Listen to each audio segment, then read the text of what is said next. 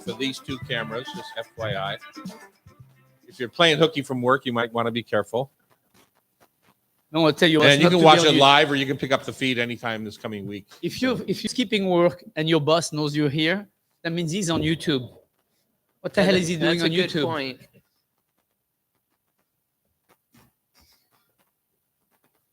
Can't be too Chef careful. in the chapeau is being very careful. He's got a little IPF. IPF, also IPF. known as International Professional Foodie. Fun. Foodie. No, I have a case of. God, I haven't said that in so long. I can't remember what I have. Endopulmonary Pulmonary fibrosis. fibrosis, idiotic, which is basically my immune system is attacking my lung and scarring them, giving less and less space to breathing. So that kind of sucks because on this planet we depend on that. So I guess lung transplant will be next. Yeah. Don't get him sick. Well, Really good care. Yeah. Nobody's gonna get me sick. I'm not sick yet. That's not gonna happen. Really? Good. Knock, knock on wood.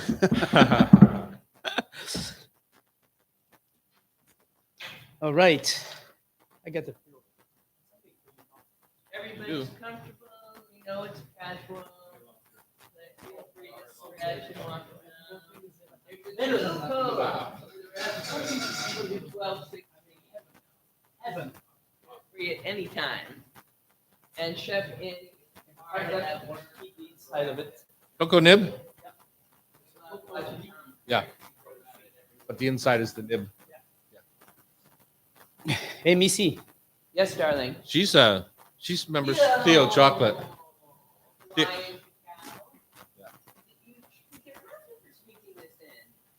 Of course I can. How do you think I live? How do you think I live? If there is no danger, why go there? Doesn't grow here. Oh no, this is from my backyard Oh, yeah. You're in Madison Valley. Does anyone know how close to the equator you have to be to grow cacao or coffee beans? 10. 10. Yeah, but Hawaii is an exception for some reason. They're not even. She yeah.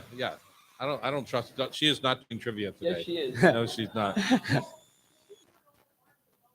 Uh-huh. Yeah. It is. Correct. But yeah. She's But the- definitely not. She's but most definitely of the not doing wood- trivia today. Most of the wood coffee and cocoa is grown in the 10% radius. Pamela, Okay, fine, Missy.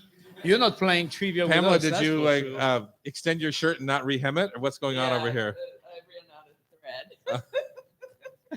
Oh, No, man, this is the look. That's the look. either that or your dog grabbed one man and just start running.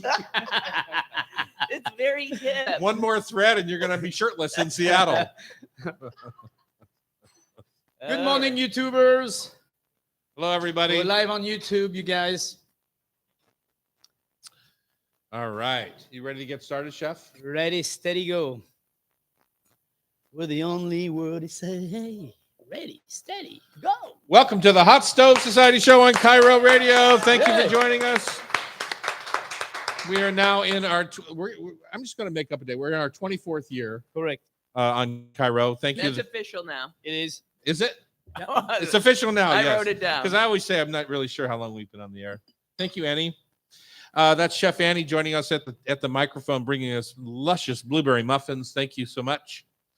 I'm Chef Tom Douglas. And I'm Thierry Rotiro, the chef in hat. And we come to you every Thursday morning on YouTube. And then Cairo plays our show on Saturday afternoons from 4 to 6 and Sunday afternoons from 4 to 6, depending on the sports schedule.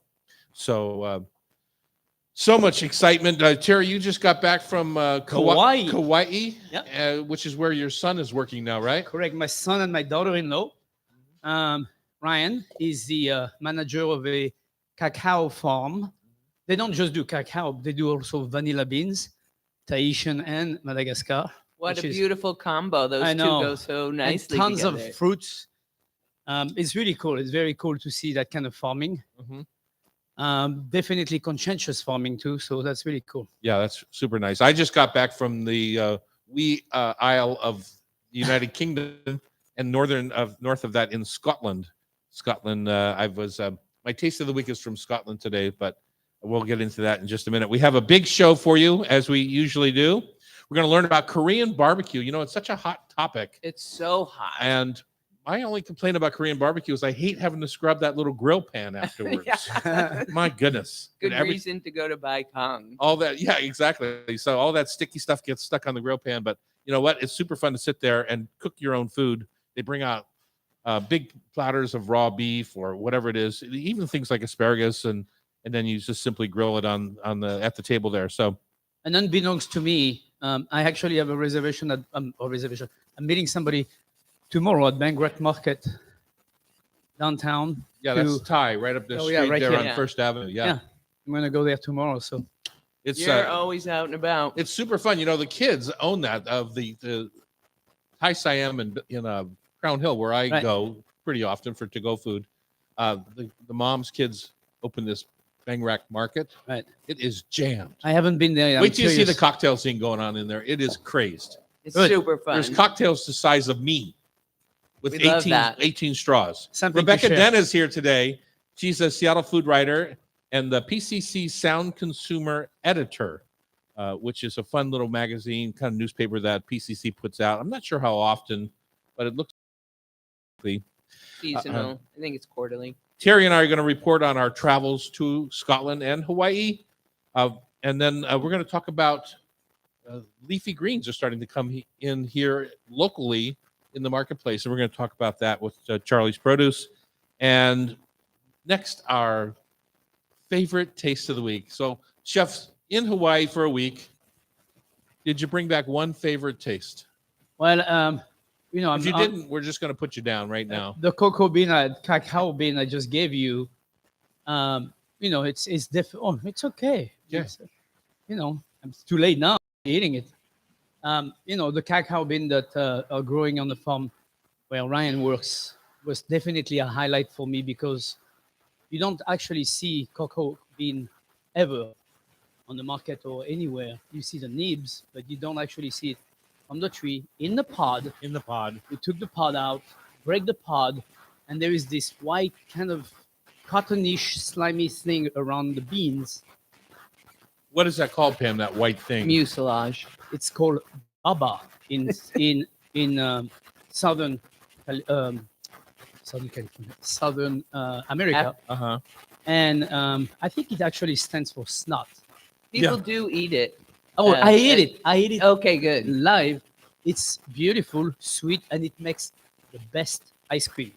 Yes, that is a brilliant idea. We didn't try it, but it is a very Yeah. for the people who grow cacao. Yeah. It's a very important food It's stuff. very important, and it's beautiful. It's Uh-huh. really delicious. Yeah. So you take the cotton / slime off the cocoa bean that's in the pod. Boy, I'm sorry I missed that. Yeah, and it's really delicious. You eat it on the field, and it's also what they keep on the beans to do the fermentation before they dry the beans. That goes then to the roaster and becomes cacao. Are they roasting? No, where they your roast. son They is send it working? to Honolulu to roast. Okay. There's a roastery and a chocolate. They make the chocolate in Honolulu, in a factory, and then they bring it back to Kauai. Wow. What a great experience for I you to mean, see chocolate in the wild. I Yeah. kept pointing to Pamela because she has in this room probably, other than this young lady who told us how chocolate is grown, has as much experience as anyone because she's helped start Theo Chocolate. Right. Yeah. And there is two different kind of pod. There is a yellow and the red, you know, and you just scratch it to see if it's ripe. That's how you know. You scratch it with your fingernail. Oh, and really? You see there's a little bit that moves out, and you see the color of the pod, and that's how you know when it's ready. But you can also, I mean, by knowledge, by being around, you know when it's ready or when not. they're ripe. But you just crack it and open that thing, and you see this whole grape stuck together. It's really cool and very, very beautiful. I encourage anybody going to Hawaii, try to go visit a cacao farm anywhere on. Yeah, you can do it on the Big Island too. They're all Yeah, over they the have some place, on the Big Island. Yeah, Did All you right. bring us any vanilla? not for anybody here. I'm keeping that one for me. So on I'll the talk vanilla about the plantations, are there just beautiful orchids everywhere, or just I'll talk about it in a segment when Oh, we okay, good. when we talk about right. my trip. my away. taste of the week from Scotland? There's always pressure over there to have haggis, Yeah. which is kind of a lamb stomach stuffed with the innards of the lamb that's mixed with oatmeal and kind of steamed or baked or however. Don't make it sound so good. I know, it's just delicious. Well, the funny part was they now, because so many people won't buy the haggis, they're serving vegetarian haggis. Stop it. What? Yeah. What? And so I ordered vegetarian haggis. And Whose it's- guts is it? The beets it's or the just radish? it was a cabbage leaf. Of course. And I love stuffed cabbage. Yeah. Yeah. So it was a cabbage leaf. And so here's my thing. It's like, I love haggis now. And it was just and You are so soft for cabbage. I know can't exactly. I believe love it. cabbage. And so between the vegetarian haggis and the haggis that I had years ago up in St. Andrews, the town of St. Andrews, which was the Thai red curry haggis bonbons, Right. because haggis bonbons are a big deal over there. It's like arancini, right? Except they make little mini haggises and they like a dumpling. bread them and deep fry them. Yeah. Like a dumpling. So anyway, you can now go over there and feel good about ordering vegetable haggis and eating haggis. What is the world covering? I know. Who knew? Vegetarian Who knew? nuggets. That's like So yes, let's come back. We'll talk a little bit more about that and foods of Kauai and Scotland when we come back on Cairo Radio. It's the Hot Stove Society Show, 97.3 FM. Laura, are you still living down by the warehouse? Our warehouse? You're in Shoreline now. Wow. she's gone up in life Things are picking up. from the warehouse to Shoreline. How's your muffin, you guys? Nice job, Annie. Thank you, Annie. We've got to keep the talent strong. Give them little snacks so they stay witty. The talent and the support talent. Our support talent.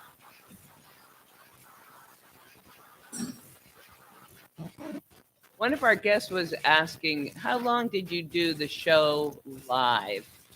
I couldn't remember. We've been Probably taping it. 10, 12 years. No. More than that? I think 7 years live. Oh, What a big my commitment. God. It's crazy. The numbers, I don't have any concept of years anymore. It's like, I don't know if it's a thing about getting old, you young people, but I have, every time I turn around, it's like 20 years, 15 years. It's like, there's nothing in like 3, 4, 7 that doesn't exist anymore. Like everything is above 10 or 15 or 20. It's like, It goes the same with when you have to do like a house repair. Nothing is $100 Oh, yeah, anymore. no, It's always yeah. $1,000 or $5,000.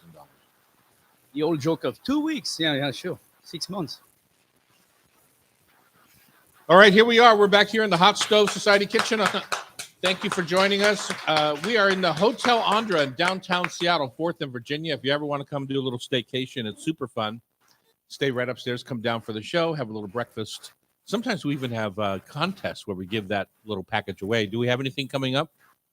We're anxious to start another one. Let's do one right now, No. today. No. Let's do it. No, we're How many of our listeners say we should do it right now, today? Yeah, absolutely. All right, it's Father's can Day tell- coming. You Father's can Day. tell when there is something really wrong with what you're doing, Tom. It's when Pam starts walking away, like, Yeah. oh, no, not today. So if what do you have a producer, a highly compensated producer for if you don't get to spring a few things on them? So I want to see a picture of your charcoal grill, not your gas grill. Oh, man. I want to see a picture of your charcoal grill that you own. I want to see what dish you own on your charcoal grill. I don't care if it's duck or chicken or steak or whatever it is, but you send me a picture. You send Pam a picture. And this way, by next week, we'll be able to give away our staycation package, which would be a breakfast at Lola, the radio show, and a night here at the Hotel Andra. Pam is frustrated right now. Night at the Hotel Andra. Wait, this is only 1 week. It's only 1 week. Okay. Yeah. Well, Father's Day is not till the 17th or something like that, 18th. She's not even speaking to me, but that's okay. So you send Pam at Pamela H at TomDouglas.com. All right, a nice picture of you and your grill. I mean, last time we did it for Mother's Day, it seems only right to do it for Father's Day. Sure. Yeah, exactly. Because we celebrated my mother's stove that's sitting over there in the corner here at the hot stove. Now, if you ever want to come do like what do they call that when you visit Mecca or you Pilgrimage. a pilgrimage. If you want to Mhm. do a pilgrimage and come see my mother's stove, you can do that right here at the hot stove. It's spectacular. If I don't say so. So if you don't have a grill, if you don't have a grill, don't send a picture. okay, exactly. Yeah. So You the know, pretty options simple. will be opened. So people that are watching YouTube can enter now. Sure. Why and not? a lot of people don't hear this until the weekend. So you can send in your entries through Tuesday, Okay. Yeah. Tuesday the 6th. And it's not like people don't have an archive of photos of Dad on the grill. Come on. They've got to I get know out them- there this I weekend. don't think there's many of me on the grill, and I've grilled quite a bit. Well, your family hates you, I guess. No, they don't. Tell us about something else that you had on your trip to Kauai. You know, there is so Kauai, first of all, is a very special island to me. It's the garden island of Hawaii. I've been to many islands in Hawaii, like we all have. Luckily for us, I think Kauai is very special because it's probably the only island where I actually feel the break coming on when you come out of that airplane. Yeah. There is no choice. Kauai feels like it is behind the time of changing compared to even because Maui feels very hip when you come out of the airport, and all those places. This doesn't. Kauai feels like, okay, I'm in the islands. And it is extremely lush. It rains every day, every day it rains a little bit. And that keeps everything extremely, extremely lush. So it is definitely what you think of when you think of an exotic island in the middle of the Pacific. I think Kauai definitely represents that. One lunch we did one very special lunch. We drove to Hanalei Bay, which is the top north of the island, where it's absolutely gorgeous part of the world. And there is a very hotel that got redone and taken over by this chain called One Hotel. There's like 6 or 7 around the world. And it's called One Hotel Hanalei Bay. And you're sitting there for lunch overlooking Hanalei Bay. It is breathtaking, beautiful view. Absolutely beautiful. Very nice food, very decent food and good cocktails. This is a food show, chef. So what did you eat? I can tell you what I ate. Okay. I had some poke to start because I'm like, I don't do poke everywhere I go in Hawaii. That's not normally what I do. But, in certain places, I'm like, well, let me see how they do that because they try to be fancy and try to, and it wasn't that fancy. It was delicious. It was not fancy. It was done correctly. Yeah, it's not supposed to be a fancy dish, right? Exactly. No, yeah. And some wonderful salad of vegetable. They grow all their herbs, and they don't grow their vegetable, but they grow all their herbs. And they had a beautiful mixed salad with lots of fresh herbs. They had basil, mint, tarragon. They had all those herbs that you want in I've your been salad. doing that so much, right? That's the Vietnamese influence for me. Yeah. On my cooking is that Yeah, very same thing. and yeah. it was absolutely delicious. Not over seasoned, not a creamy dressing, a light dressing. It was fantastic salad. So absolutely fantastic lunch, and the view was just breathtaking the whole time. So I recommend that as a trip, at least for a lunch. And if you are rich enough to afford to stay there, please go right ahead. It is definitely not inexpensive, but absolutely beautiful. And then, of course, the farmers market in Kapaha. There's a farmers market on Saturday. And it was just like a giant football field. It wasn't a football field. It was just a park. And then, you have people selling food that's already made. And there's people selling raw food, obviously, farmers. And we did a bunch of shopping there, getting all pineapple, mangoes, all those fruits. Beautiful, gorgeous fruit. And the pineapple is the white silver pineapple, gold pineapple. Not white gold, it's called white sweet pineapple. And absolutely delicious. It's white and it's super, super sweet. So there's not much of that on So the that's market. probably why they call it the white sweet pineapple. Yeah, that's a good name for it, right? And mangoes, delicious mangoes. Because mango is another What'd you make out of a mango? Just breakfast in the morning with some yogurt. Oh, okay. So just a simple. Love having that for breakfast. Passion fruit juice, just raw pressed passion fruit with the seeds in it, and mango and pineapple with yogurt. You're in Hawaii. You're not anywhere else when you do that, Yeah, and it's all exactly. fresh, And so it's really delicious. Anything like the huli huli chicken that I get on the Big Island? So I did what's called the barrel chicken in Kapaha. There's a little shack that sells barrel chicken, which is the same idea, and delicious. We get a half, and we bought another half to take with us home, so we could have that refrigerator just in case we get a little bit of hungry. It's nice to have a half chicken roasted in the fridge at all time. 100% of the time. 100% of the time. So that was a nice one. Nice discovery in the farm when we visited. Many different fruits that I've never even heard of. When I was visiting the farm where Ryan works, my son, Orson, we saw some tangelos on the trees. Tangelo is a big, almost grapefruit-looking thing. We saw some dragon fruit. We saw some sour S-O-P at the end, which is guanabana. So all those different fruits, I was like, what is that? What is that? Yeah. And there was one specifically one that was really cool. It was called acerola cherry, and it's almost like rose hips meets apple and Asian pear in flavor. So it looks like an apple. You remove the ants because there's tons of ants on it, and then you eat it. It's pinkish, light pinkish on color, and then you eat it. The texture is soft Asian pear and rose hips flavor. Really beautiful light fragrance. It was incredible on the Sounds tree. fantastic. And then of course vanilla beans, Tahitian vanilla beans on the vine and the pods, and bourbon, Madagascar. Yeah. Beautiful thing. I mean, that is incredible to see beans. I already had seen it in India, but this was absolutely beautiful to see. All right, as that a leaves farm. me 30 seconds to talk about my trip to Scotland. That's how much. That's how And, much we need. And we had a lot of good smoked salmon. I'll leave it at that. There isn't much to talk about, but good smoked salmon. I could name a few restaurants. If you're traveling there, a few restaurants around Loch Lomond and places like that. But from the food perspective, you had a much more sacred trip than I did. Do There's they one- use one wild rest- salmon?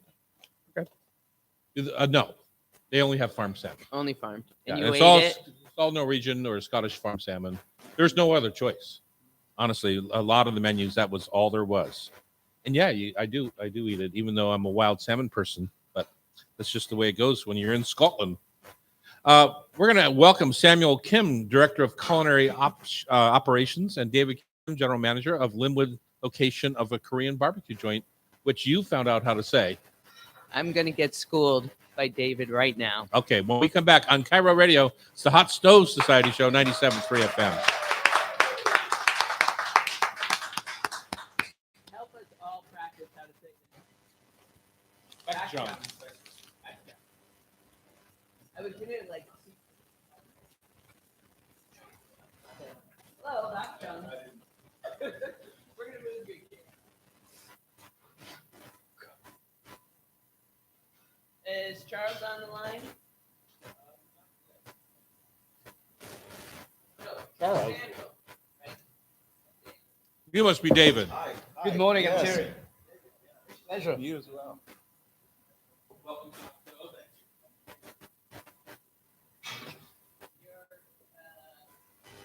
Website is I mean, it's very, very well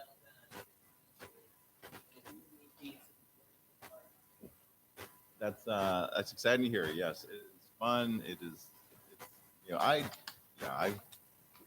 I've always worked in this area, in this neighborhood in Seattle over the years, and so to move out, yeah. So I did 15 years at Canlis and then 5 at the Four Seasons. So I recognize you all just from the years. Yeah, In the back of the house or front of the house? front of the house. Front of the house. Manager, yeah.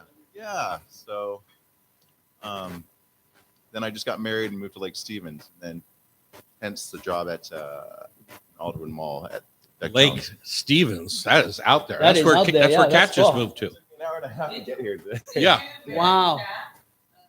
Our sales manager.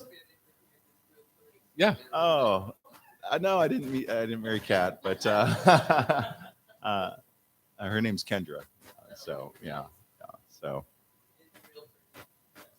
it's the mountains and the rivers, and it's just so peaceful and scenic up there, and so yeah, I love it. An hour and a half to get here this morning. Yeah. That's a That's commute. a commitment to commute. Well, it's a lot of it was traffic, but yeah. But you don't do that every day, right? No, just Lake Stevens to Alder was not too bad. About a half an hour. Yeah. So. Wow. So you just Good got for back from Hawaii? Yeah. Nice. I love Hawaii. Oh, beautiful. I have a son and a daughter-in-law. My daughter-in-law is Hawaiian. Oh, okay. She's from Macau. Nice. And she's a doctor, and she's doing 4 years in Kauai right now. Wow. So they moved from Seattle to Kauai. How nice. Yeah. So we probably know a lot of mutual people like Stephen Ariel or Oh yeah, no, Dan Stephen Haff worked with me at yeah, Luke. right. I yeah. knew him when I did the first dinner at Alan Wong. Alan Wong's. Yeah, when yes. Steve was there. Yes, he was. Yes. Yeah, we worked together at Canlis for years. Yeah. But, Yeah, Alan is a good guy. Yeah. Retired now. yeah. Is he? Okay. Oh, I thought he was at W for a while, but good to hear. Yeah. Yeah, he's semi-retired. And then MW, yeah. yeah. Okay. And about any restaurants? I can just use my own for today. Okay. Let's do that. Samuel just joined. Okay. So David's got a colleague participate today. Samuel. Hi, Sam. Good morning. Hi, good morning. Thanks for having me. Good Where morning. No. Where are you? Where am I currently? Yeah. I'm in LA right now. Ah, nice. So we don't know a lot about the company or the history. So I think in the first segment we're going to talk about that, and then in the second segment we're going to really focus in on barbecue and all the side dishes and things of that nature. Does that work for you guys? Sounds good. Yeah, that works perfectly for us. And who wants to take the lead? Let's let Sam do that. He's the culinary director of operations, and I'm You're running the store in in Linwood. Linwood. All So- right, we've got some talent in the room. What's behind you? Sam, what's Sam, behind where you? are you? Yeah, I'm at I'm taking this at one of our restaurants here in LA. Okay. I'm in Koreatown in LA. Nice. There's 6 locations in LA. Yeah. Oh, All right. All right, here we go. Welcome back. It's the Hot Stove Society show here in downtown Seattle. Thank you for joining us. Hope you're in your garden somewhere, in your car listening to us, maybe cooking in your kitchen, whatever it is that you're doing right now and having us join you, we thank you. Pamela, Korean barbecue is really a hot craze that's been going on. It's not new. This It's not craze has been new. going on for 20 years now, But at least in this area. Of course, it's been going on for centuries other places. But you've invited some folks to our show. yeah, because I keep hearing so much chatter about them, and they've gotten great press in the Seattle food scene, and I need to know them. I haven't been yet. All right. So I'm on my way to Linwood. in our studio, we have David Kim. He's the general manager of Beck Jung. Beck Jung? correct. Yeah, pretty good. Up there in Linwood. And we also have on the phone Samuel Kim. He's the director of culinary operations for Beck Jung and the whole restaurant group. So, Mr. Samuel Kim, tell us about the company. And I know you said you're in LA right now, and you have 6 restaurants on there. This seems like a big operation. It is, but we've been in LA. Our first restaurant opened in 2012, but this company was actually started in Korea and really was embraced in Korea and expanded rapidly all throughout Asia. Opened our first store in 2012 in LA. And we thought it was finally time for us to kind of expand. So our first 2 restaurants were in LA and New York. And then from there, we we really kind of focused our growth here in Southern California. So this is where our traditional operational footprint is. But we chose Seattle to be our first kind of area outside of where we normally operate because the owner really just kind of loves the city there, just loves spending time up there. And we really wanted to kind of make Seattle, the Pacific Northwest area, our first area where we branched out of Southern California. Mm-hmm. And so the owner is a former Korean pro wrestling star and reality show star. How does that work? Was that an important entrance into the business? He must love food too. Yeah. Yeah, so he is a foodie. So he's actually the founder. He no longer kind of is involved with any of the operations in North America. We have our own CEO and owner who was a partner when the company was first brought to the U.S. But the founder is kind of, they call him MC now, where he's host of shows. But his start is he was a Shidum wrestler. Shidum is the traditional Korean wrestling. Was actually a champion. But then kind of once he retired from that sport, he was always kind of a funny guy and had a really, really outgoing personality. It was very dynamic. So, the camera kind of loved him. He became a comedian and now he's just one of the Korea. So was really, really influential when the company first came over to really, establish. It was an established brand already. So when it came to the U.S., we were met with welcome arms, which we're very thankful for. Absolutely. Is Korean wrestling anything like American wrestling? Like the crazy guys that jump around in the arena and fall out and jump on top of each other, or sumo wrestling in Japan? I just watched some of that the other day. That's a kick. So it is not like American wrestling. I would say it's kind of a hybrid between sumo wrestling and like a judo style. So you don't start the engagement apart from each other. You actually are, the match starts, you guys, each person is holding on to kind of like this harness rope that's tied around each other. And once it starts, it's whoever is able to make their opponent fall down first is the winner. Super cool. Yeah, very nice. It's interesting how many different people get into our business, Chef. Don't you think? Oh, very. From the architect up there at the Souk Harbor House, to Ron and Carrie from the Herb Farm, who were retail catalog pioneers. And it's interesting. We have a very lovely business in that way that it draws a lot of interesting talent to our shores. So what's the general concept of the food you're doing in the restaurant in general? Is it more street food or more fine dining food or? No, so the food that we serve in Korea or the food that we're serving at Beck Jung is Korean barbecue. And Korean barbecue is just a certain dining experience that Korean people enjoy.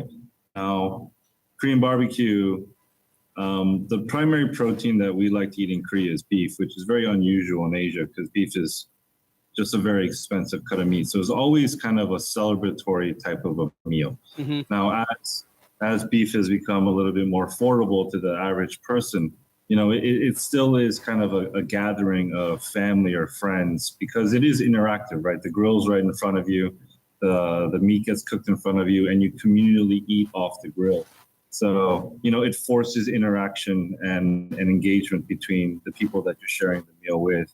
So for Korean people, it's a very special thing. I grew up eating it. It was always kind of a special occasion, some special visitors in town, or someone's birthday because, again, beef, it gets expensive. So it wasn't a meal that you could kind of have every night of the week. So, we really try to provide a very authentic experience of Korean barbecue.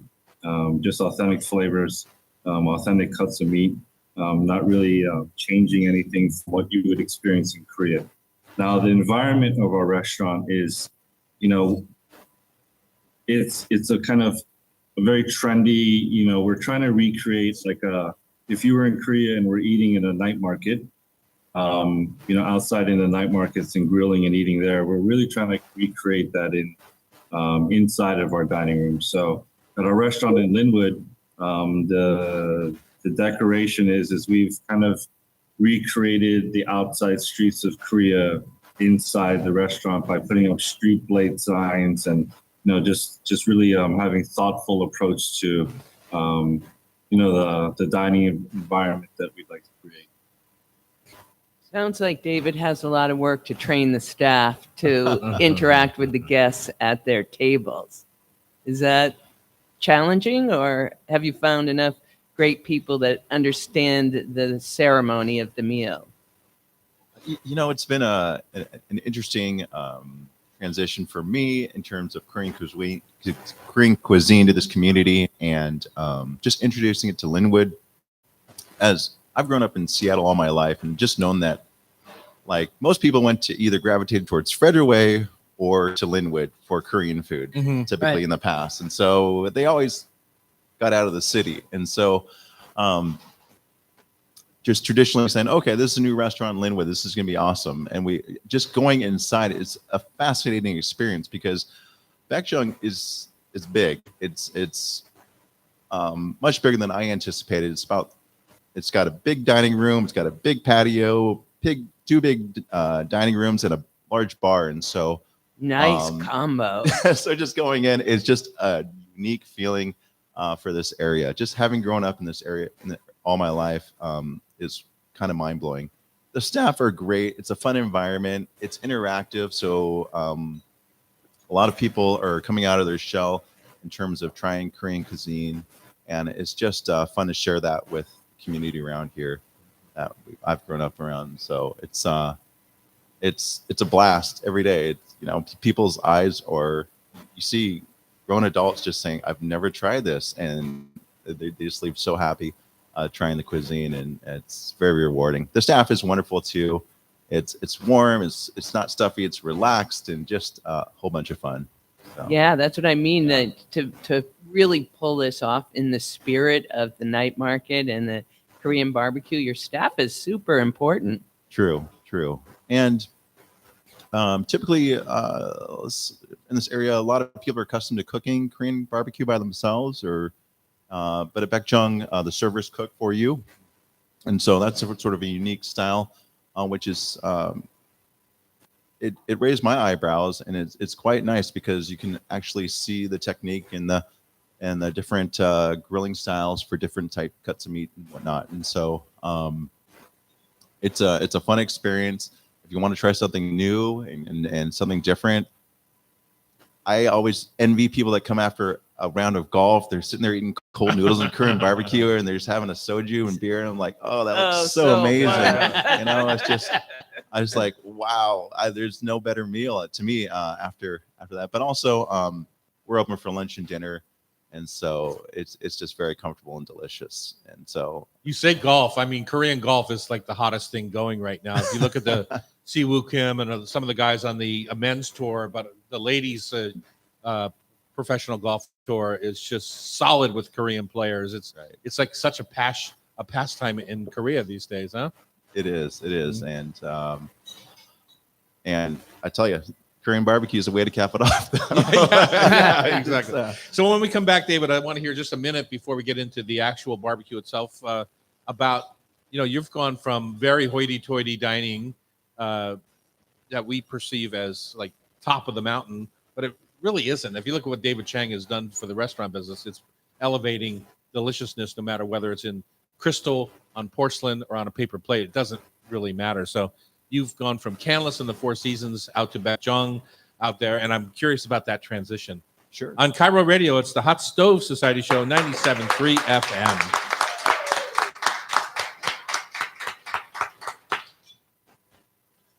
Sounds delicious right now. Samuel, you jump in anytime you want, okay? Sure, of course. Thank you. Everybody okay with breakfast? Yeah. No, please. It's yours. Okay. It's a Spanish breakfast. Do you guys do the martinis before or after? I've always, this is my first time here, and I've always seen martinis with you. No, thanks. I'm good. Yeah, I have an extra one too if anybody wants. Yeah. All right, we're back in the Hot Stove Kitchen on Cairo Radio.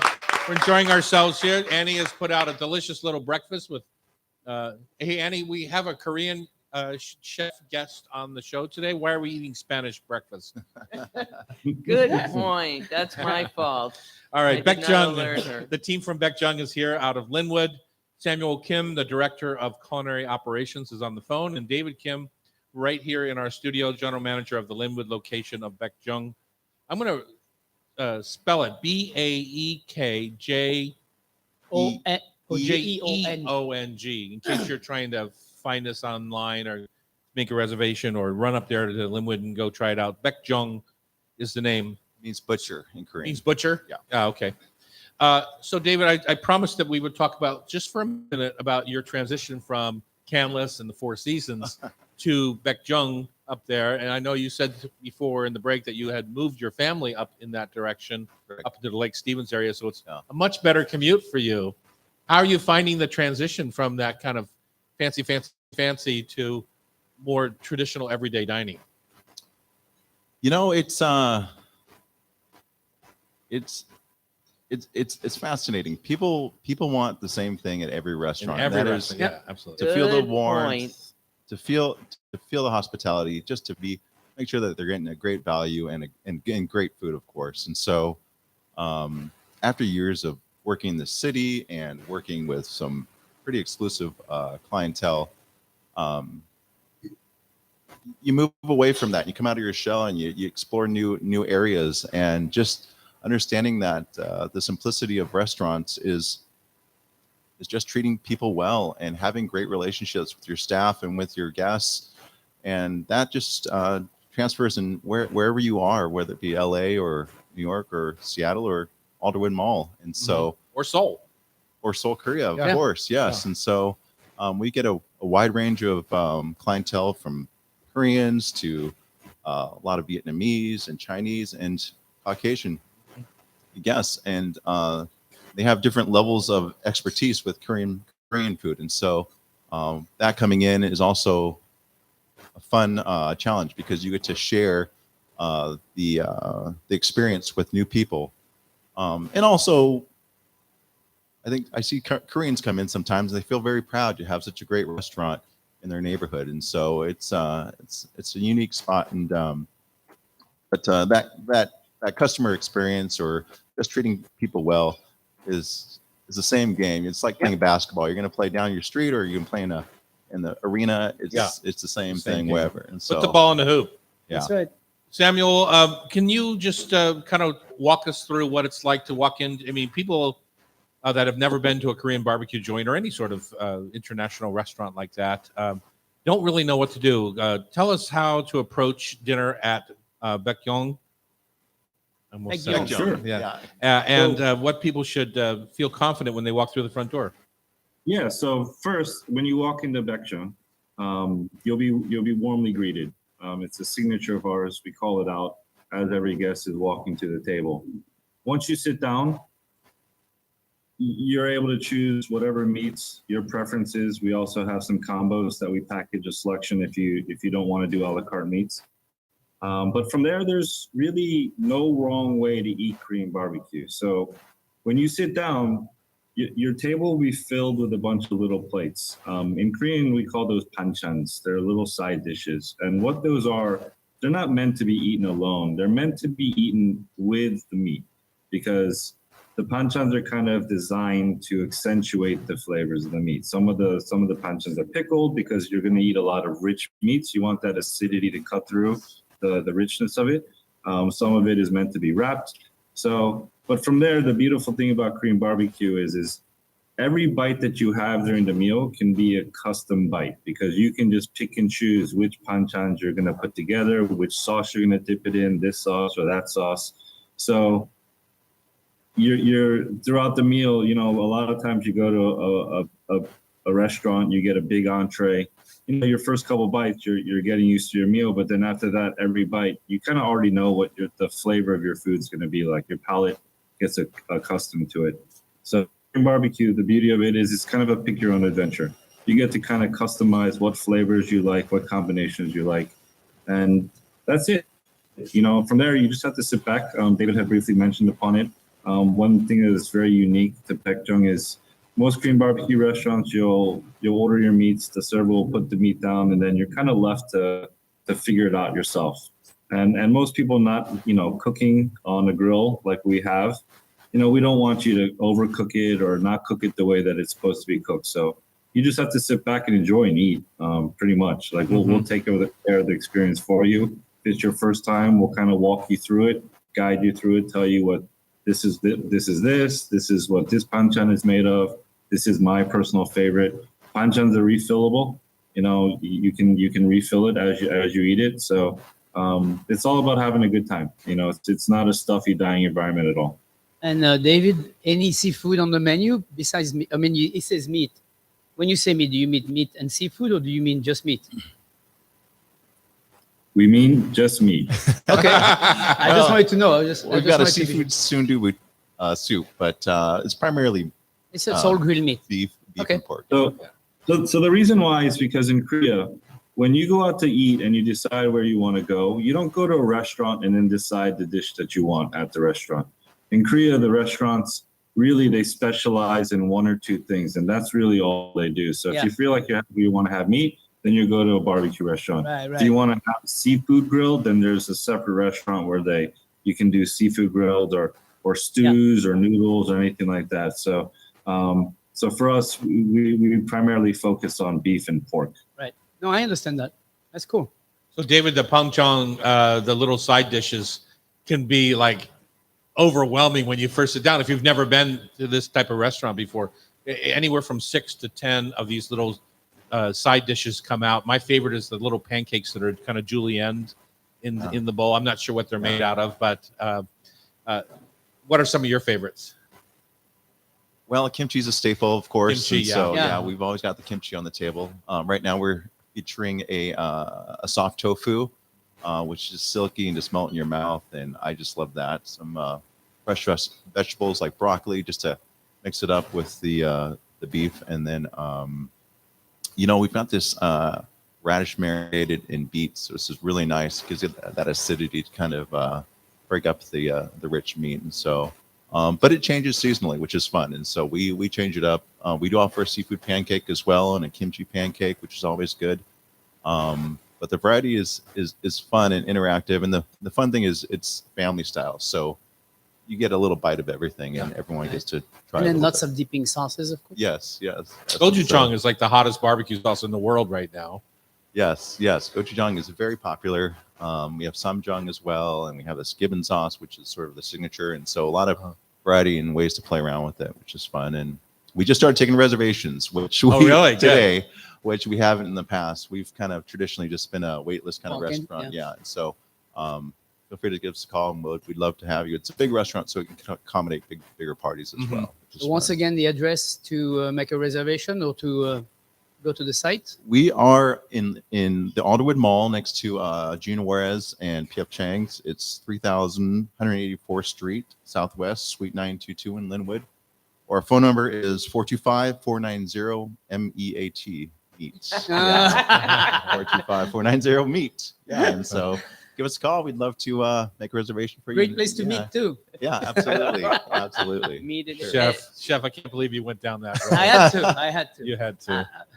Isn't your slogan "We meet again"? There are plays on words like that. Yeah, I like it. Meat and meat. Yes, of course. And so, Carne diem. Yeah. Meat of the day. Carne diem. Okay. In Latin, everything is Korean in Latin. Got it. Thank you so much to Samuel Kim, Director of Culinary Operations, and David Kim, General Manager of the Linwood location of Beck Jung. Thank you, our listeners who are going to go there. And We want to mob the place. yeah, That's tell them that we sent you on Cairo Radio. We're coming back to talk to Rebekah Denn. Hi, Rebekah. Nice to see you, your sunny face walk in the door here. On Cairo Radio, it's the Hot Stove Society Show, 97.3 FM. Thanks so much. Samuel, thank you. Thank you very much for having us. Appreciate it. Uh-huh. Yeah. Yeah. Oh, Hello. Hello. Some meat for breakfast. Right? Forcing us to eat Annie's cooking again. Yeah. Thank Bye, you. everyone. Thank you, Samuel. Thank you very much. Appreciate it. Thank you. Thank you. Bye-bye. How's your breakfast, everybody? Hit the spot. You know, Pamela is a hippie vegetarian and she doesn't eat ruby chard. Can you imagine?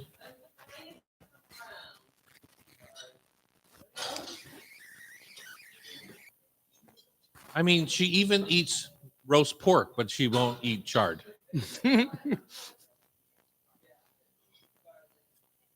she's a true vegetarian. Thank you, David. See you later.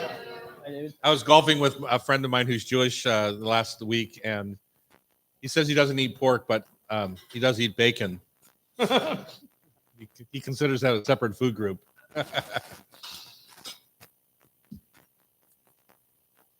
Rebecca, we have the chair Come on of down. honor. Bonjour. We want to listen to you. How you doing? Fabulous.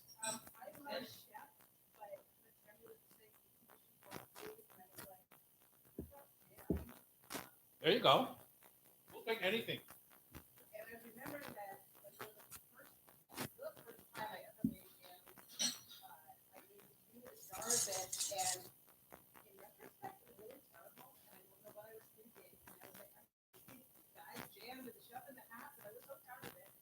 You know what? There is no bad jam. I don't believe that. You make it, it's good. Thank you. What a treat. Thank you very, very much. It looks like orange. Is it? What is it? Oh, wow.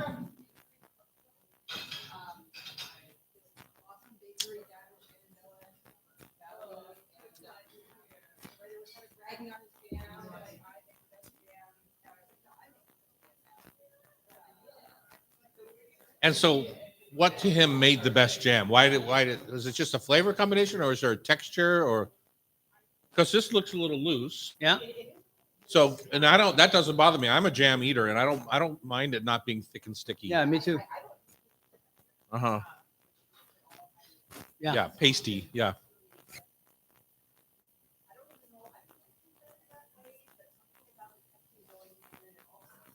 Yeah. Yeah. Well, yeah, I mean, I think the pectin idea is it can be very, you can do it very nicely, a little bit thicker than this, but not quite as big as a jam. Just put a few slices of apple in there. And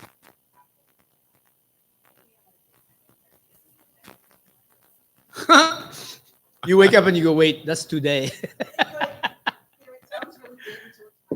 Yeah, I never ever add pectin. I just use the fruit.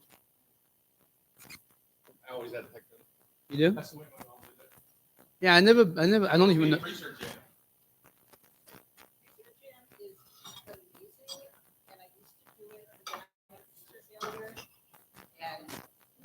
Lost everything.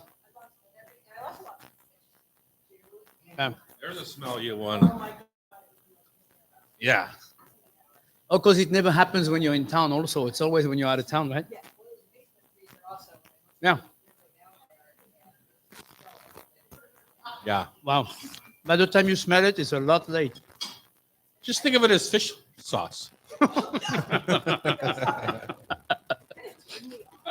No, think of it as the beginning of fish sauce. But it's not the end. All right, let's have a seat. And then Rebecca, if you listen to me and you listen to me, just right up tight to that mic when you talk to us would be great. How's that? Perfect. Yeah. Oh, very nice.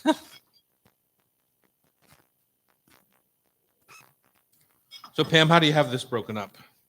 I think Rebecca's journey into journalism, and because you've written for multiple sources, and Still do. yeah, so maybe talking. I was thinking about talking your history in food journalism broadly, and then the second segment specifically about Sound Consumer. That sounds great.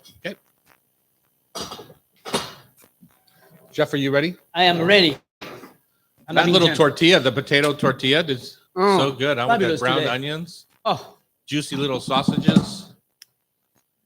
And even that Charlie's Produce kale was good. Chard. Chard. You sure we I like weren't this. just talking about vegetables? Those carrots are delicious.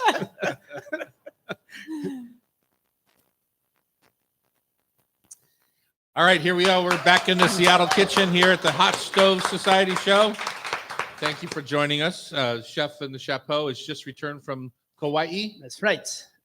And this time it's without a big sunburn, so that's good. Really? Oh. Did you cover up? I covered up, yes, very thickly. Either that or it rained a lot.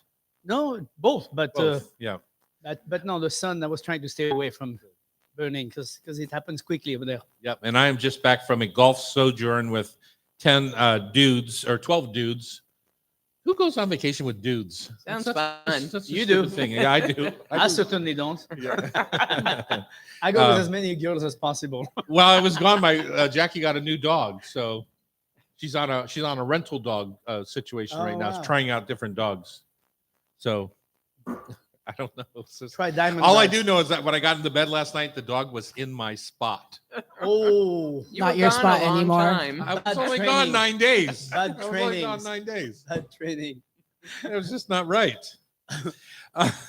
We're welcoming Rebekah Denn here to the Hot Stove Kitchens in the beautiful Hotel Andra, downtown Seattle. Welcome. Long time no see. Hello, It is Rebekah. so nice to be here. Yeah. Tell us about you.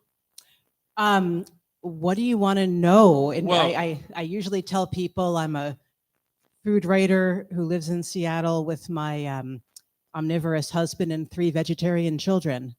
How did Oh, that wow. happen? So sorry for you. What did you do wrong in your last life? That Well, it's weird, and they've for the most part been so stalwart, and it was Uh-huh. one by one, and the youngest one many years ago on Thanksgiving was like, "Oh, I wonder what turkey's made of," and her older brother says, just like this, "It's dead bird." They kill the bird to get the meat. And she was 4 years old then. Uh-huh. She's about to be 13, and she has not touched Not touched another it bite. since. Yeah, well, older siblings are like that. Very persuasive. Let's go back. Let's go back. People might recognize your name from the Seattle Post-Intelligencer days. Wow. You still have a soft spot in your heart for that? I do. It's actually it's a little hard for me to drive past the building, which is a shame because PCC, where I work now, is literally next door. So I'm looking up at the globe, and it's different. But I do still freelance for the Seattle Times and for other food related publications. But yeah, the PI always has a spot in my heart, and it's always going to make me sad that it's not here. Yeah. Are they still live online? I don't know. I don't know either, Don't know. honestly. So, all right. So you were there for a while doing food reviewing and doing kind of general food writing, correct? Kind of. I started out as a Metro reporter, Okay. and I spent a lot of time covering police and especially courts.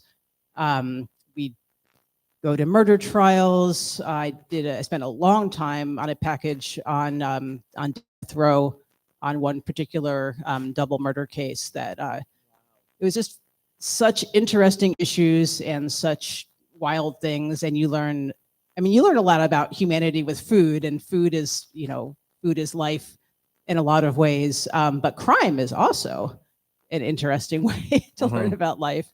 Then I switched to covering education. I really always wanted to write about food. I always loved food so much, and knew there were stories I wanted to tell. And I completely fell into it by accident. And I just kind of grabbed it, and they let me keep doing it. And I always feel like I tricked them a little bit into, by the time they turned around, I was just doing it. And I Right. was doing it And decent. paying you to do it. I know, and I was doing a good job. And then the restaurant critic's job came open, which is, it sounds like the best job in the world. And it kind of is, except it's very hard on your lifestyle. And I had a little kid then, and it wasn't always fun to never be home, Yeah. as I'm sure you know. Yeah. That's the restaurant business in general, right? Yeah. It's a nights and weekends business. Yes. And there were great parts to it, like when you could tell someone about this little restaurant they never would have come across, and it's amazing, and you should go there, and it's really something special. And then you see people appreciating it, and like that you've shared something good in the world. But I found it really hard. Like you need bad reviews. Like your job as a critic is to let people know where you think they should spend their hard-earned money and where maybe they shouldn't. And part of that's your own personal opinion.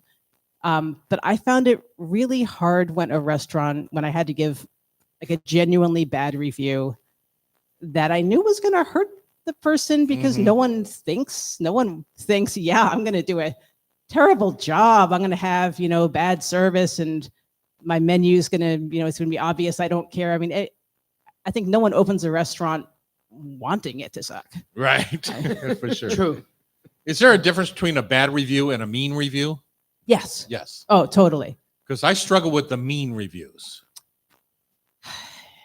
Yeah. I mean, because a bad review, you put yourself out there, you take what you get, right? I had this conversation with Bethany Jean and many people, John Hindenburg over the years, but yeah, a mean review is different than a bad review. Yes, and your reviewer's going to have a different perspective. Like Bethany Jean wrote about your coconut cream pie. Yeah, but I didn't feel like that was a mean review. No, and I didn't either. Yeah. But I always remember you saying once that if people just made it themselves and realized how much the ingredients cost and how many hours it takes to make it, they might not feel so bad about paying for it. And I think that's It's true for most things, and you think are too expensive when you see them on the menu, and you eat them and you go, that was the best one I've ever had. And you go, here you go. That's why you pay 12 instead of 10. It's like and usually it's a matter of like $2-3. I'm like, yesterday I had a French fries that was $10. Don't need to say anywhere where it is. It was one of the best French fries I've had in the city. Okay. One French fry? That's how good it was. Just one. No, it was really delicious. And I was like, and the presentation was really beautiful, and everything came with it. 2 sauces came with it, ketchup and a beautiful dipping sauce. I was like, that's why certain things cost more. I know than the other stuff, because you can have bad for 7 or 8, having great for 10. I'm like, no problem. Pay the 10. Totally. Exactly. Yeah, exactly. Totally. But yes, bad review versus mean. Like mean is fun to read, but it makes me sad. Yeah. Yeah. I mean, Mimi Sheraton was pretty famous for some mean reviews. Pete Wells, I enjoy reading him, and he gets kind. snarky, but I kind. don't find him as mean as some. So it's an interesting topic. We should probably have you back, spend some time on. But when we do come back on this show, we're going to talk about your new role, or not new, but your role with PCC Community Markets and the Sound Consumer newsletter. Because I think, as I think Pam does, who's a big shopper there, it's a valuable resource. Yeah, Totally. Yeah. Can't wait till it comes out. That makes me so happy. Yeah, exactly. And then when I found out you were involved, I dug in to see who the editor was. Like, that makes sense. Yeah, exactly. This person has a wonderful orientation on our food system. Yeah, and a very, very impressive background on it. Yeah. When we come back, more of Rebekah Denn on Cairo Radio. It's the Hot Stove Society Show, 97.3 FM. Yeah, I shop there quite often. I'm a member. A member. Oh, good. I'm a member also, and I was a member before I worked there, because I read a Taras Gresko book about the fish industry, and he was writing about shrimp and how he went to the spot in Thailand where the so-called organic shrimp were farmed, and it was like a wasteland of antibiotic residue on the bottom of the cracking, Yeah, It was exactly. the most disgusting thing, and I thought, I know that PCC actually pays attention and, has standards and tries to make sure those standards are kept. I bet they're not buying disgusting shrimp, and that is when I joined. Yeah, Fun. it's a rough weather there for sure. Those choices are really hard to make when you start to be as big as PCC is today. When you start with a great idea, but as you grow, it's hard to maintain that, That is because the world is definitely made for the other side. So Yes. to stay a good guy is not easy. And I'm sure it's the same with the Restaurant is the same. It's the same with restaurants. Same Are with you everything. guys wasting all this good content just with your chit chat? We're bottom. Oh, we're not taping yet? Oh, sorry. Live from Seattle, it's. You should have to lecture her on that. I know.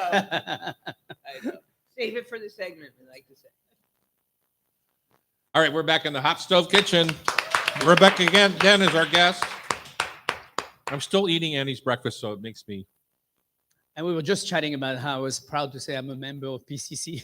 I don't know why I wasn't proud. I was just saying I'm a member. I hope And you're and proud. I read the newsletter because I get it, and it's interesting. You have very interesting subject in there. It's always nice. Thank you. Yeah. It's so nice to hear. I loved it even before I started editing it. But I truly feel it fills this space in the food writing world that's not necessarily there anymore. I always compare it to Edible Seattle, Right. and say, if like it's not really here to sell people carrots. It's here to say, let us tell you some things about carrots and why this organic thing is important and why the farmland matters and who the farmer is. And it's just the kind of thing I've always loved learning about and talking about. So it's actually really fun for me too. Pamela, you're a devoted PCC shopper. I know they sell our product. We're really thankful for that. So tell us about why you love PCC and this newsletter. I love PCC because of the produce section. And at this time of year, when it's really shifting to Washington and local produce, I love the information in the protein sections. All the butchers and fishmongers seem so well informed on the sourcing. And I love bulk almond butter. Yes. I love that. You know, it I love takes, the you know final one. how much water it takes to grow an almond, Pamela? I'm just I know. saying. I am cutting back because it's also now $16 a pound. Is that why you're cutting back? Not because it's rich? I love that. The the PCC label coffee, which is from Tony's in Bellingham, Yeah. is actually really It's really good. delicious. I've had it many times. You know, I was a fairly daily PCC shopper when I lived over there on 66 by Green Lake at that tiny little one that was on the corner. I think it became Cancer Lifeline, if I'm not mistaken. when they were mean to you. Oh yeah, they were. Yeah, but I was also an organic produce shopper for my restaurants. My favorite was Joni at Rent Stew Ranch. Mm. And one day she just didn't show up, and it's like, that's odd. Every week she shows up. For years she's been showing up, and said, what happened? And PCC took over. Took all of her Took crop. all, they like guaranteed her everything, so she didn't have to make these little stops around the city anymore. And that was it for me. Yeah, I remember that. But they just got a grant from PCC to help them buy more of the crates they use to transport The the totes? vegetables. Yeah, exactly. So they're still totally a PCC supplier, and I'm sorry, I know that's bad for you, but it's awesome. I get all my plant starts from them. Oh, do you? I do. Yeah, she is so sweet. I think in addition to the articles and the way you kind of theme the issues, what I love are the questions that you get from consumers about specific products and the delicacy sometimes with which those questions are answered. I'm so happy you noticed that. That is actually something I loved about it as a reader for years, because people, understandably get really passionate Yes. about the things they care about and their beliefs. And there's a lot of people with very strong and reasonable and ethical, completely opposing beliefs.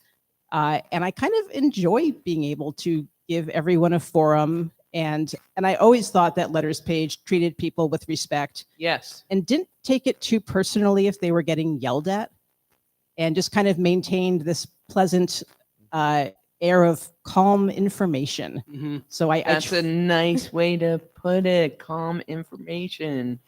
But that you learn as much in that section, I think. I learned a lot just by what questions come up. Yes, and there are staff people who work on PCC standards and quality issues, and I will send them a letter, and they'll always say, Rebecca Robinson is the main person working on it now, but she'll always say, well, this is not as simple as you think it is. Yeah. Right. And Never is. and it'll be this deeply researched, footnoted, incredibly comprehensive, like little white paper that I then kind of brutally chop down to a couple hundred words. But it's like, man, that is a resource. That's an art in itself, that editing down. So we're talking to Rebekah Denn about the PCC Community Markets Sound Consumer, which is a newsletter. It looks like a newspaper. It is, and it's quarterly. This one says spring? It's seasonal. It comes out 5 times a year, 5 times although a we update the website more often sometimes. You get 5 seasons? Well, well, this is Washington. We actually have 6 seasons. I was that's just true. saying, you You're could right. do 6. We have the wannabe spring, and no, spring is not here yet. Yes, and the fooled you spring. Exactly. Yes. We always talk about the New York Times, Washington Post, LA Times food sections being kind of the best in class when it comes to food sections in the local newspapers around the country. And I hadn't really put 2 and 2 together, but this is really a nice supplement to our scene from that particular perspective of Mhm. local food news. Thank you. And the Society of Professional Journalists Awards are being officially announced later today, but I do see a couple of my writers and photographers on the list. Yay. And it makes me happy, to have them recognized because they do great work, and I'm really proud of it. Like the things I write for this are things that, I freelance for the Washington Post. I regularly write for the Seattle Times, and these articles are not really any different. A lot of them could have gone there, and I'm actually always excited when we write about something that no one else has written about. Yeah, that's the news reporter in you, isn't it? I cannot give it up. But like we wrote about there's a new coalition for organic and regenerative agriculture that started in Washington State, trying to kind of reclaim this momentum on true organic and regenerative farming. And I know it sounds boring, but I swear, read the story, and it's really interesting. And no one else had written about it. There's people we've profiled. There's issues we've talked about. The new issue, which comes out later today, we're talking about saving small farms and farmland. And Shelley Pascoe from Whistling Train Farm has a first-person piece in there, and it taught me so much about what it really looks like to be a quote successful farmer and how hard it really is. And I was like, gosh, we're telling that story. Maybe someone else should have told it before us, but I'm glad they didn't. I'm part of a ranch group out of Montana called Roam Free Ranch, and it's a bison ranch, and struggling with some of the same issues, both in supply and demand. Sometimes demand outstrips your supply chain, which you're committed to organizing in a certain way, organic and regenerative way. And so all of a sudden you've got orders for all of this product, and your supply chain might not be able to keep up. So what do you do? How do you still make a living? And Yeah. blah, blah, How blah. do you So- grow? How do you do all that? Those are very difficult. This is where it can break your back. This is difficult time. I got to say, I feel kind of fortunate that my job is just to write about it and to educate And people not to have to do it. and not to solve the problem. Exactly. Well, congratulations to you on keeping your focus and your passion for food in such a long career. Thank you. Thank Yeah. you for all you Thank you. do. Yeah, absolutely. Chef, Yes, sir. it's time to play Food for Thought Tasty Trivia. Is it? And there's a person in our audience who thinks she can kick our butt. After you talk about leafy greens. Yeah, after we talk about Oh, leafy after green. that's right. I forgot about that. Yeah. You don't. Let's do that again, shall we? So, Chef. I was like, This is is it? why we have an editor. I love when you said that. I was like, is it?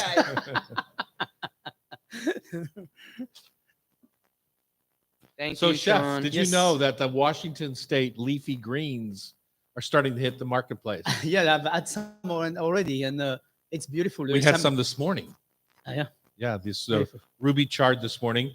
Well, Charlie's Produce is going to be here with us for the next segment to talk about that situation coming to our marketplace. I'm excited about that, where you can buy them. And when we come back on Cairo Radio, it's the Hot Stove Society Show 97.3 Can't FM. wait. Whoops. Thank you, Rebecca. Hey, Tom. Do you want Rebecca. to? Thank you. I'm happy to. You're Nice to welcome see to come you. up and join Thank me. you for the jam. Look at you. You look like you want to come up. Yeah. Absolutely. You can sing the song. I'm the greatest star. I am by far, but nobody knows it. You know what that's from? Funny Girl. I just saw Lee Michelle sing that on Broadway. Yeah. She did. The rest of the show did not. Yeah. You know, it's a one-woman show, really. I was saying to Jackie, my wife, that would be the worst chorus job to have because you get no time. It's all Lee Michelle all the time. No. Yeah. Yeah. So you and I are just going to have coffee. You have a musical theater degree? Oh, my God. It's Tom's dream to be on the balls. Bad. I still dream of Diane Fratantoni, who was the senior when I was a freshman in my high school, who was always the lead in all the plays. Diane Fratantoni. Yeah. And she went on to be the lead in Cats, opening of Cats on Broadway. Wow. You know how you always think, God, that person's going to be so famous. And then it's like, she actually did. How do we go down that rabbit hole? She's a music theater major. Perfect. So how do you associate that with selling bananas? Oh, there you go. Bananas. Just for the plums? Come on, that was fast. Are you tackling this by yourself or are you getting help? They don't want to come up. Okay. She's gonna come up. She's gonna come. What is your name? All right, you know you do. Madeline. Well, at least you're still here. You didn't get canned. Like a tomato. Ba-dum-cam-bang-dang. Come on, that's funny. There's a lot of I should have vegetable saved humor. that. Yeah, I should have saved that one. You can use it again. You can both come up if you want. So what's your specific job, Madeline, other than just being the musical queen?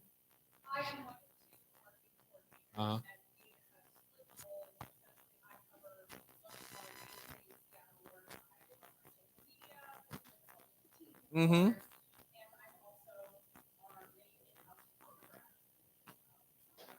Well, there you go. Perfect. All right, come on up, Madeline. You like Maddie? Or do you like Madeline? Okay, Maddie. Remember, I'm leaving 10:45. Kathy is getting cataract surgery. We We have to go fast. You need to go now. No, 10:45. Okay. Yeah, we I have can time. project. We're gonna. No, you have to get right up to the mic.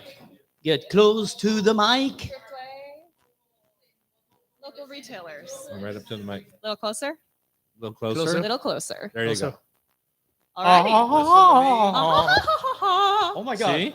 Told you. Much You better have than- you have a singing companion. And we're back in the kitchen on Cairo Radio. It's the Hot Stove Society Show. We've invited the folks from Charlie's Produce. You know, chef in the chapeau. Yes. I played golf with Charlie for the last 10 days. I go to concert with Charlie. You're going to a concert with Charlie And tonight. dining. We are integrated in our life. But Charlie is a very local dude. Very He's a local. legend, right? He's a legend and he's a local person. for When he sure. started selling to me 40 years ago or so, he was selling out of the back of a single truck. And when he reluctantly starting selling to me because I was a big pain in the butt. Uh-huh. Same Oh, he's thing, told me same some thing. stories Same about thing. everything you would send back, and then Oh yeah. he would repackage it and send back the same produce, and then it was And I'd perfect. go, what is that? No, just kidding. I was- Anyway, so he's a local legend. We've been buying from him forever for our restaurants and continue to do so. We invited them here today. Madeline is going to be the spokesperson for the marketing team of Charlie's Produce out there. I'm a big fan of Laura Severance. I am Yes. too. Yeah, Me too. exactly. She's pretty fantastic. Yeah, she's awesome. She's got lots of groupies. She makes sure that Charlie stays on the straight and narrow and runs the company for the marketing director, right? Is Indeed. that right? She herds Awesome. us cats.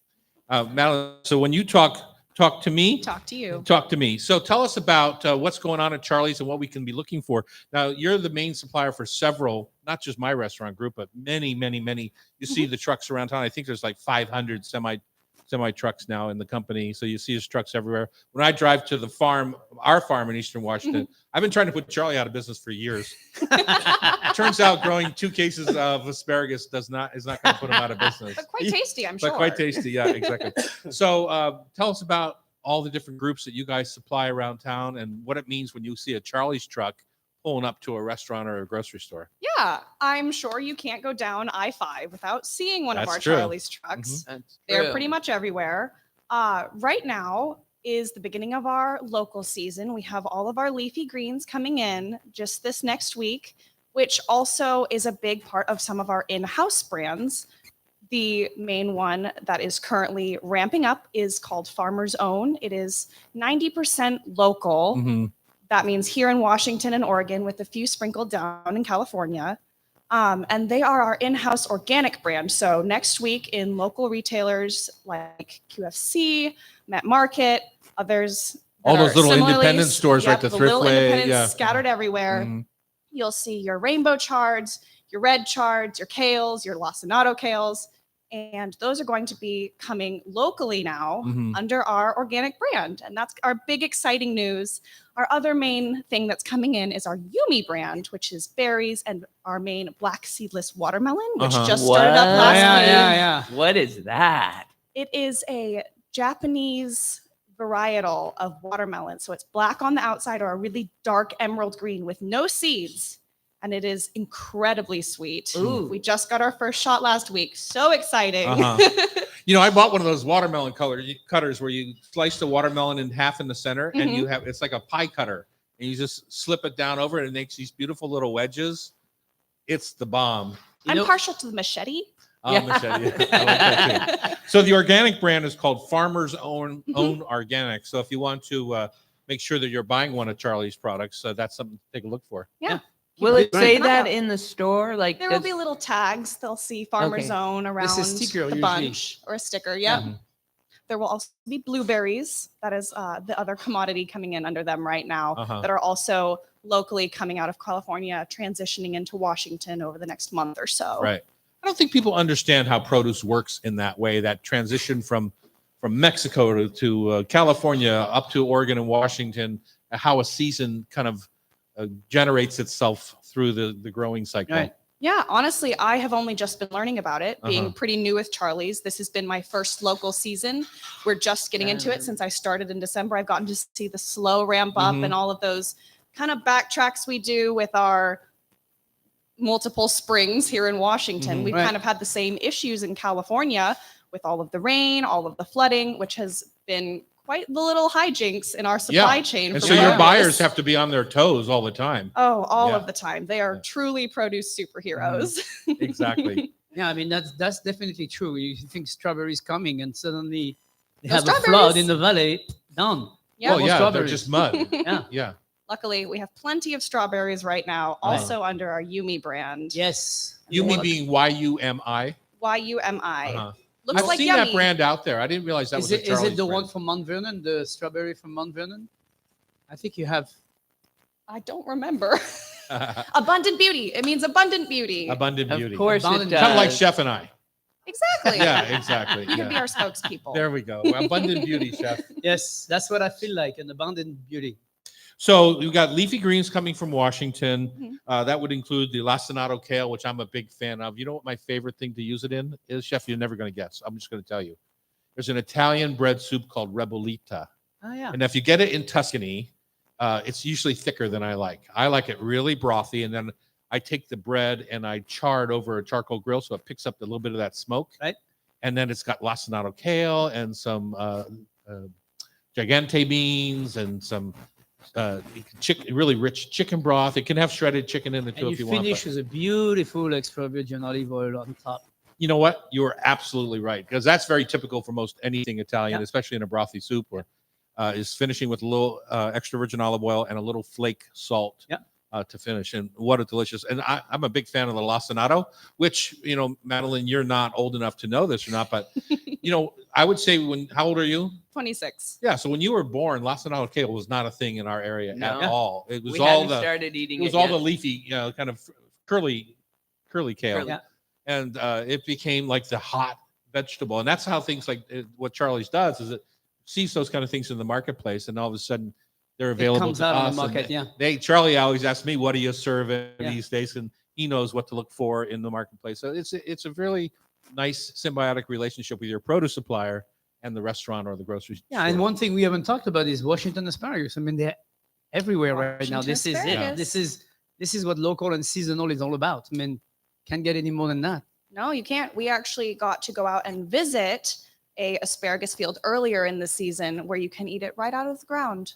Did you Just have to pick some? Snap it off and eat it like a snack. Yeah. Because it's only been out of the soil for 24, 48 hours at most with how fast it grows. Right. Right. So we got to learn about the Washington asparagus scene, how it works in the bigger farms, ag development, and Yakima Nation, I think, that Mhm. are some of our main asparagus suppliers during the season. Mhm. And they walked us through the different varietals, the purple, the white, the standard, and Uh-huh. how the fat asparagus, the bigger it is, the Right. juicier, the more tender, Just which like is a me. common misconception. Yeah, exactly. You're talking Tom's language. He's Exactly. always cooking the chubbies. Yeah, we call them the fatties in our The in our fatties. house, but yeah, they hold up on the grill beautifully because you can get a char on the outside without crushing Stringing the inside. crushing the center of it. Yeah. So, yeah.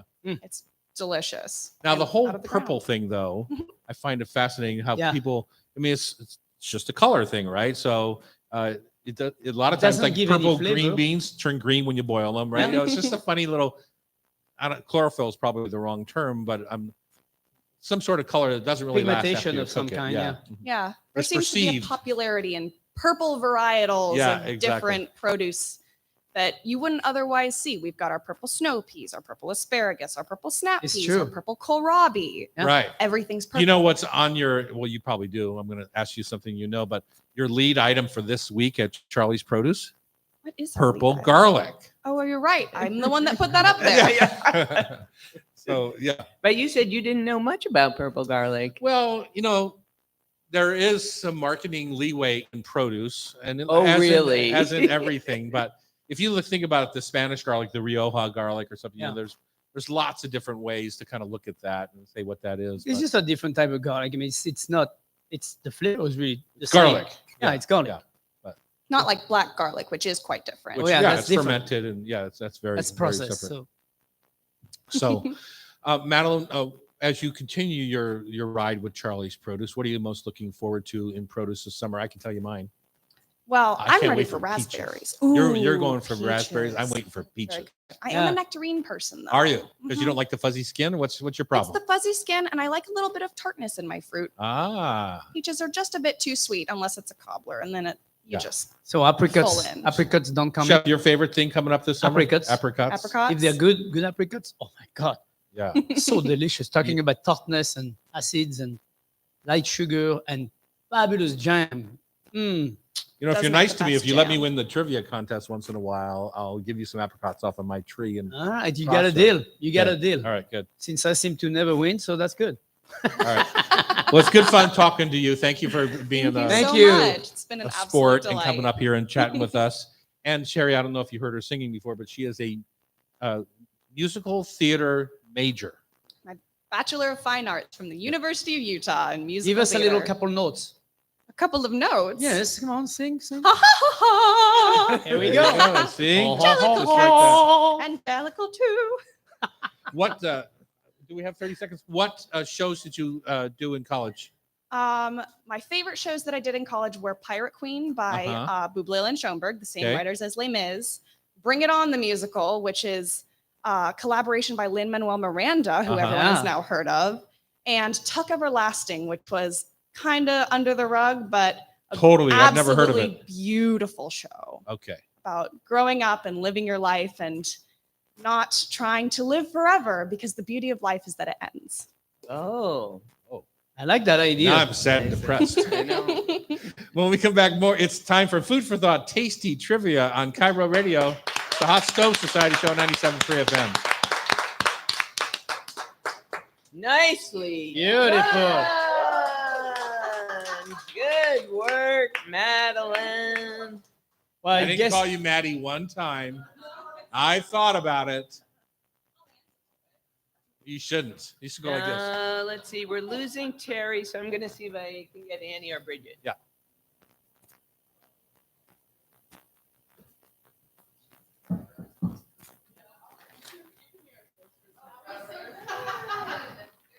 we can probably wrap it up in 10 minutes. No, we can't. No? Well, if you're on the money, 10:45. Well, I need to get home before somewhere around 11. She has an 11:30 in Bellevue, so it takes 20 you should minutes. go. I would go now if I were you. Just go ahead and go, and then You sure? there's no rush. Yep. All right. No reason to get. It's funny how I'm the Okay, Missy. What's your name? Amber. Amber, come up to this mic right here. Yeah. Terry has to drive Kathy to a doctor. Doctor was having cataract. Good, and you? This is Chef Bridget Charters, Operation. better known as Brigitte. Brigitte. Chef Brigitte. Take my seat. I'll just sit. There you go. gotta like. You sit, it feels neat. Yeah. All right, you guys. Fun. Bye, Chef. Thank you. Nice to be back. Where's Kathy going? Is she going to Bellevue. Kaiser? Go in bed. At Bellevue Kaiser? Okay. That's where Mike just did it too. She won't be able to see me for a She's better off. blessing. Bye. Bye, guys. Bye. Bye. Amber, are you ready?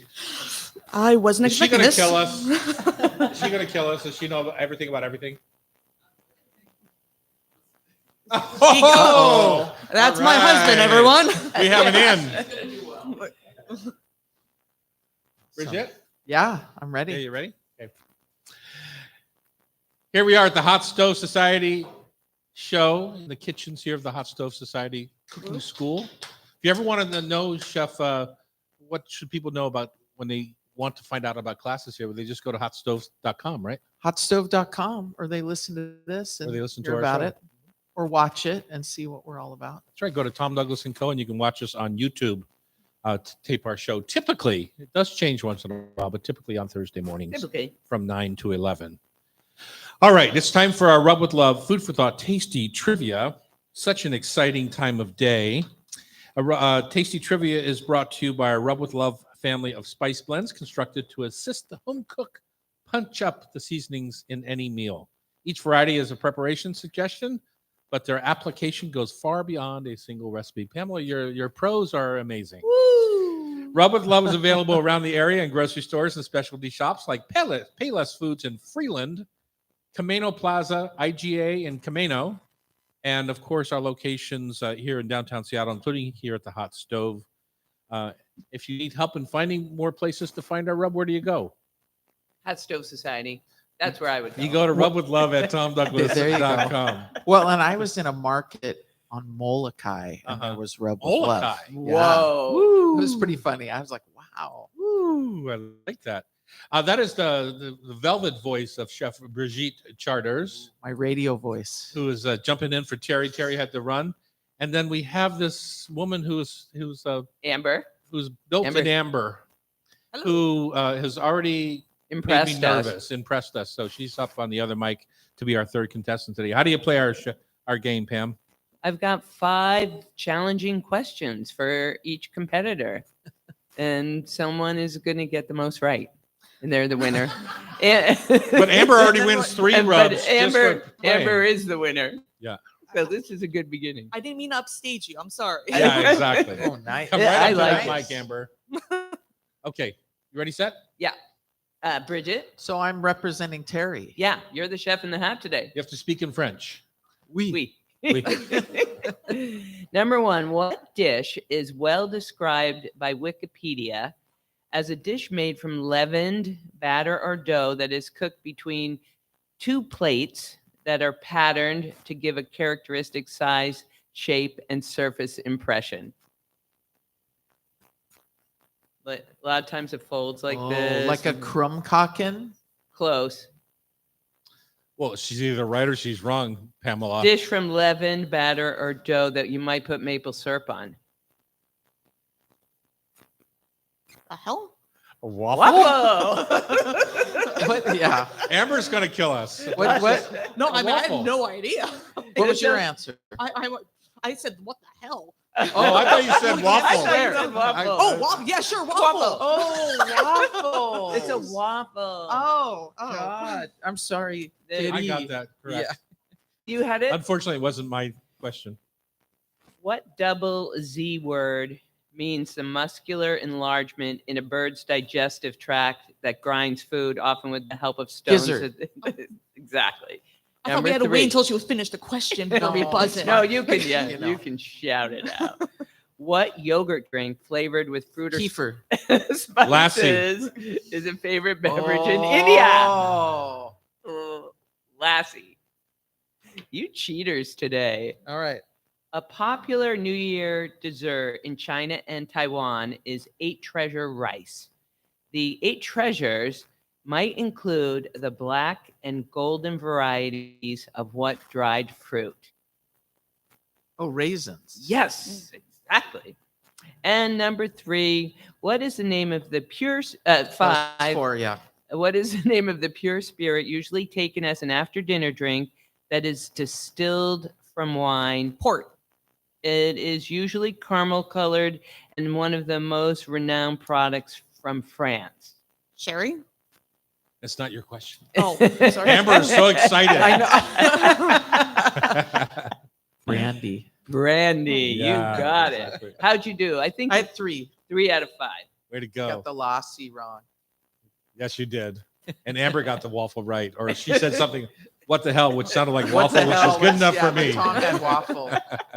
That's Amber, awesome. first used during the American Revolutionary War, what 3-letter acronym describes food that is prepared to be directly consumed by soldiers on the battlefield?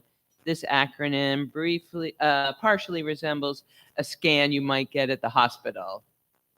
Oh, I mean, like my first one would be a CAT scan, I think, but It starts with Think an your M. knee. oh, Think and about your MRI.